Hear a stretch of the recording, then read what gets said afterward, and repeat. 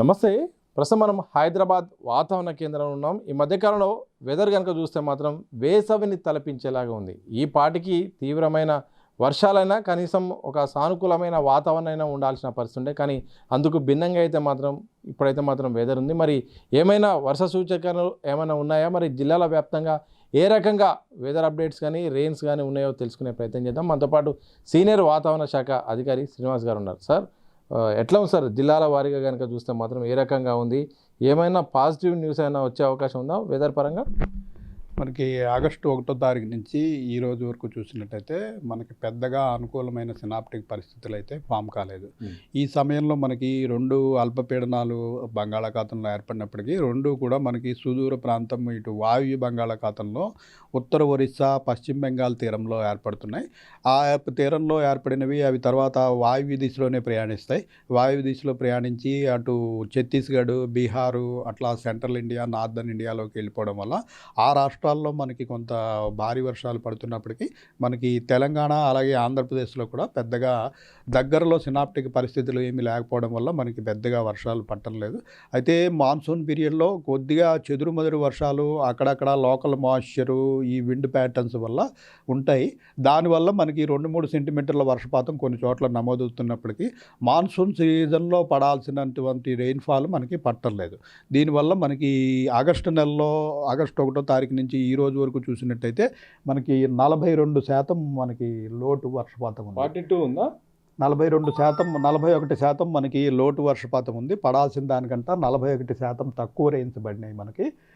ఒక 6 జిల్లాలు అయితే మనకి తీవ్రమైన లోటు 60% పైగా లోటులో ఉన్న జిల్లాలు 6 ఉన్నాయి. ఆదిలాబాదు, నిర్మల్, జగిత్యాల, పెద్దపల్లి, ములుగు, నల్గొండ.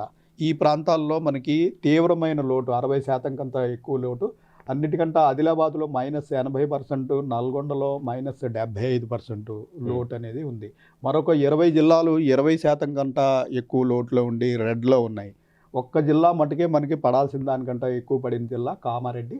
ఇక్కడ 33% అధికంగా రెయిన్స్ నమోదయ్యాయి. మరొక 4 జిల్లాలు మటుకు గ్రీన్లో, అంటే నార్మల్ రేంజ్ +-20 రేంజ్లో 4 జిల్లాలు ఉన్నాయి. సో ఈ రకంగా ఆగస్టు నెలలో మనం ఇప్పటివరకు చాలా తీవ్రమైన లోటులో ఉన్నాము. అదే మనము మాన్సూన్ సీజన్ ప్రారంభమైన దగ్గర నుంచి జూన్ నెల నుంచి ఇప్పటివరకు చూసినట్టయితే 16 జిల్లాలు లోటులో ఉన్నాయి. ఇప్పటికి ముఖ్యంగా సెంట్రల్, దక్షిణ జిల్లాలు 20% పైగా లోటులో ఉన్న జిల్లాలు 16 జిల్లాలు ఉన్నాయి. ఒక్క 2 జిల్లాలు మటుకు మనకి నార్మల్ కంటే ఎక్సెస్, కామారెడ్డి, జగిత్యాల. మిగిలిన 15 జిల్లాల్లో నార్మల్ రెయిన్ఫాల్ +-20 రేంజ్లో 15 జిల్లాలు ఉన్నాయి. సో ఇది ప్రస్తుతం మన పరిస్థితి. సార్, లోటు ఏమైనా పెరిగే అవకాశం ఉందా, లేకపోతే ఏమైనా వర్షపాతం వచ్చి కూడా ఆ పర్సెంటేజ్ తగ్గే వాతావరణం ఏమైనా కనిపిస్తూ ఉందా? మనకి రాగల 4-5 రోజులు పెద్దగా అనుకూల పరిణామాలు లేవు. కొద్దిగా చెదురుమదురు వర్షాలే పడతాయి కాబట్టి ఈ రాగల 4-5 రోజుల్లో ఈ లోటు మరింత పెరిగే అవకాశం ఉంది. అయితే ఈ నెల ముందు మనం ఇచ్చిన మంత్లీ ఫోర్కాస్ట్లో చూసినట్టయితే ఆగస్ట్ నెలలో నార్మల్ కంటే ఎక్కువ రెయిన్ఫాల్ పడే అవకాశం ఉందని మనకి ఫోర్కాస్ట్ వచ్చింది. కాబట్టి జూలై నెలలో మనకి కూడా ఇలాంటి పరిణామం ఇంచుమించు 21-22 తారీఖుల వరకు పెద్దగా వర్షాలు లేవు. 33% పైగా లోటు ఉండింది. కానీ జూలై ఆఖరి వారంలో మనకి ఉత్తర తెలంగాణ, ఈశాన్య తెలంగాణ ప్రాంతంలో భారీ, అతి భారీ, అత్యంత భారీ వర్షాలు 3 రోజులు పడి మొత్తం 33% లోటు కూడా 5%కి చేరుకుంది. సో ఆ రకంగా ఆగస్టు నెల ఆఖరి వారంలో కూడా మనకి దగ్గరలో ఏదైనా పశ్చిమ మధ్య బంగాళాఖాతం ప్రాంతంలో కోస్తా ఆంధ్ర తీరానికి సమీపంలో ఏదైనా సిస్టమ్ ఏర్పడినట్టయితే మళ్ళీ 4-5 రోజులు భారీ వర్షాలు పడితే ఈ యొక్క లోటు అనేది తగ్గే అవకాశం ఉంటుంది. లేకపోతే సెప్టెంబర్ నెలలో కూడా మనకి పెద్దగా ఆశాజనకంగా లేదు.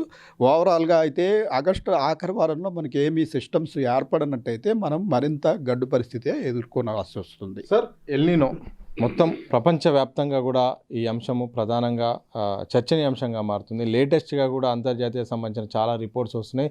తీవ్రమైన కరువు ఉండబోతుంది, తీవ్రమైన వాతావరణ పరిస్థితులు ఉండబోతున్నాయి. ఇక వేడిమి కూడా వాతావరణం వచ్చే అవకాశం ఉందని కూడా రకరకాల వార్తలు, రకరకాల విశ్లేషణలు వస్తున్నాయి. ఒకసారిగా ఎల్నినోకి సంబంధించిన అప్డేట్ ఏంటి సార్? ఎట్లా ఉంది? మనకి ఎల్నినో అనేది ఈసారి జూన్ 2వ వారం నుంచి ఇంచుమించు ప్రారంభమయ్యి గ్రాడ్యువల్గా ఈ మాన్సూన్ సీజన్ అంతట్లోనూ కూడా పెరిగే అవకాశం ఉందని మనం కూడా రెగ్యులర్గా చెప్తూనే ఉన్నాము. ఆ రకంగానే ఇప్పుడు అంటే ఈ యొక్క ఎల్నినో పరిస్థితి పసిఫిక్ మహాసముద్ర జలాల యొక్క టెంపరేచర్ మీద ఆధారపడి ఉంటుంది. సో ఆ టెంపరేచర్ని మనకి ఐఎండీ నుంచి డైలీ మానిటర్ చేయడం ఉండదు. అయితే ప్రపంచ వాతావరణ సంస్థలు, నాసా, ఎన్ఓఏఏ వీరందరూ కూడా ఆస్ట్రేలియన్ వెదర్ ఫోర్కాస్టింగ్ ఏజెన్సీ వీరు మానిటర్ చేస్తుంటారు. వాళ్ళందరూ చెప్పేది కూడా ఏంటంటే ఆల్రెడీ ఈ అక్కడ టెంపరేచర్లు మనకి 0.5 డిగ్రీస్ దాటితే మనం సాధారణ ఎల్నినో, 1 డిగ్రీ 1.5 డిగ్రీ వరకు చేరుకుంటే మోడరేట్ ఎల్నినో అంటాము. ఇంకా 2 డిగ్రీలు దాటిపోయినట్టయితే తీవ్రమైన ఎల్నినోగా భావించవలసి వస్తుంది. ప్రస్తుతం 1.4 నుంచి 1.5 డిగ్రీస్ వరకు కూడా అక్కడ టెంపరేచర్లు పెరిగినట్టుగా సమాచారం ఉంది. అంటే ఇంచుమించు మోడరేట్ ఎల్నినో స్థితికి చేరుకున్నాము. రాగల 5-6 నెలలు ఈ ఏడాది చివరి వరకు కూడా దీని ఇంటెన్సిటీ పెరుగుతుందనే ప్రపంచ వాతావరణ సంస్థలు అన్నీ తెలియజేస్తున్నాయి. అంటే ఈ ఏడాది చివరి నాటికి ఈ టెంపరేచర్లు ఇంచుమించు 2 నుంచి 2.5 డిగ్రీలు కూడా దాటే అవకాశం ఉంది. ఈ సమీప కాలంలో మనం చూసిన ఎల్నినోల కంట ఈసారి ఎల్నినో తీవ్రంగా ఉండే అవకాశం ఉందని ప్రపంచ వాతావరణ రీసెర్చ్ సంస్థలన్నీ కూడా తెలియజేయడం జరుగుతుంది. సో దీని యొక్క ప్రభావం మనకి ఈ మాన్సూన్ అయితే ఇంకా 1.5 మంతే ఉంది. ఈ 1.5 మంత్లో కూడా మనకి ఇబ్బందులు తప్పవు. మనకి ఇప్పుడు చూసినట్టుగానే ఎగుడు దిగుడులు ఉంటాయి. అంటే ఓవరాల్గా వర్షపాతం పెద్దగా తగ్గినట్టు కనిపించదు మనకి ఫిగర్ చూసినట్టయితే. కానీ కొన్ని ప్రాంతాల్లో పూర్తిగా 40-50% లోటు ఉంటాము, కొన్ని చోట్ల ఎక్సెస్ రెయిన్ఫాల్ ఉంటాము, లేదా 4-5 రోజులు విపరీతమైన వర్షాలు కురిసి తర్వాత బాగా డ్రై పీరియడ్స్ వచ్చేయడము, ఇటువంటి వాటి వల్ల చాలా ఇబ్బందికర పరిస్థితులు ఉంటాయి. సో ఇవే పరిస్థితులు మనకి సెప్టెంబర్ నెలాఖరు వరకు మనకి మాన్సూన్ పీరియడ్ అంతా కూడా కొనసాగే అవకాశం ఉంది. అయితే ఆ తదుపరి డిసెంబర్ వరకు కూడా దీని తీవ్రత పెరిగే అవకాశం ఉంది. కాబట్టి మనకి ఈ శీతాకాలంలో కూడా ఈసారి ఈ కోల్డ్ వేవ్స్ అవి తగ్గిపోయి కొంచెం టెంపరేచర్స్ నార్మల్ కంట 2-3 డిగ్రీలు అధికంగా ఉండే అవకాశం కూడా ఉంది. సో త్వరలో ఇక పరిస్థితులు మారబోయి మొత్తం కూడా సూపర్ ఎల్నినోగా మారే అవకాశం ఉన్నట్టు కూడా విశ్లేషణ చెప్తుంది. నిజంగా సూపర్ ఎల్నినో అంటే ఏంటి సార్? ఏ రకంగా ఉండబోతుంది? మనం ఇందాక చెప్పినట్టు ఇటు 0.5 డిగ్రీస్ నుంచి అరౌండ్ 1.5 డిగ్రీస్ వరకు నార్మల్ ఎల్నినోగా భావిస్తారు. 1.5 డిగ్రీస్ దాటిన దగ్గర నుంచి అది మోడరేట్ ఎల్నినోగా భావిస్తారు. 2.5 డిగ్రీస్ కూడా దాటితే అది తీవ్రమైన ఎల్నినోగా భావిస్తారు. ప్రస్తుతం అరౌండ్ 1.4, 1.5 డిగ్రీస్ మోడరేట్ ఎల్నినో స్థితిలో ఉంది. మరో 5-6 నెలల్లో ఇది 2 డిగ్రీలు దాటి 2.5 డిగ్రీలు కూడా దాటవచ్చు అని కొన్ని సంస్థలు తెలియజేస్తున్నాయి. అది దాటితే అప్పుడు ఇది తీవ్రమైన ఎల్నినోగా పరిగణిస్తారు. సార్, ఎల్నినో యొక్క ప్రభావం గల కారణం మానవ తప్పిదాలే అని కూడా చాలామంది చెప్తున్నారు. నిజంగా మానవ తప్పిదాల వల్లనే ఈ వాతావరణంలో ఇంతగా మార్పులు వస్తున్నాయా? ఎల్నినో అన్నది మానవ తప్పిదాల వల్ల కాదండి. ఇది మామూలుగా నేచర్లో ఉన్న ఏర్పాటు. మనకి భూమి మీద వివిధ ప్రాంతాల్లో వివిధ రకాలైన టెంపరేచర్లు ఉంటాయి. మనకి భూమధ్యరేఖ ప్రాంతంలో అధిక టెంపరేచర్లు ఉంటాయి. అలాగే పోల్స్ వైపు పోయినట్టయితే తక్కువ టెంపరేచర్లు ఉంటాయి. అయితే మన నేచర్లో ఉన్న మెకానిజం ఏంటంటే ఈ టెంపరేచర్లని అలాగే ఏదైనా సరే సమానం చేయడానికి నిత్యం ఒక ప్రక్రియ జరుగుతూ ఉంటుంది. గ్లోబల్ టెంపరేచర్స్ అన్నీ కూడా ఈ ఎక్కువ టెంపరేచర్లు ఉన్నటువంటి ప్రదేశం నుంచి గాలులు తక్కువ ప్రాంతానికి పోవడము, తక్కువ ప్రాంతం నుంచి ఎక్కువ ప్రాంతానికి రావడము, ఈ రకంగా గ్లోబల్ డిస్ట్రిబ్యూషన్ ఆఫ్ టెంపరేచర్స్ ఈ గాలి మూమెంట్స్ ఉంటాయి.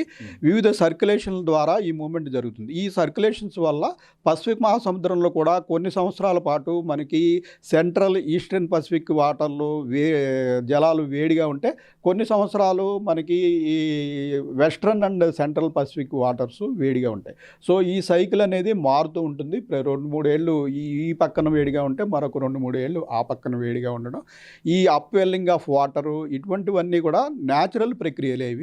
ఇవి ఏమి కొత్తగా వచ్చినవి కాదు. ఇవి ఏంటంటే 2-3 సంవత్సరాలు ఒక పక్కన, మరొక 2-3 సంవత్సరాలు ఇటు పక్కన ఆ రకంగా జరుగుతూనే ఉంటాయి. సో అందులో భాగంగానే ఇప్పుడు మనకి ఎల్నినో ప్రక్రియలోకి వచ్చాం.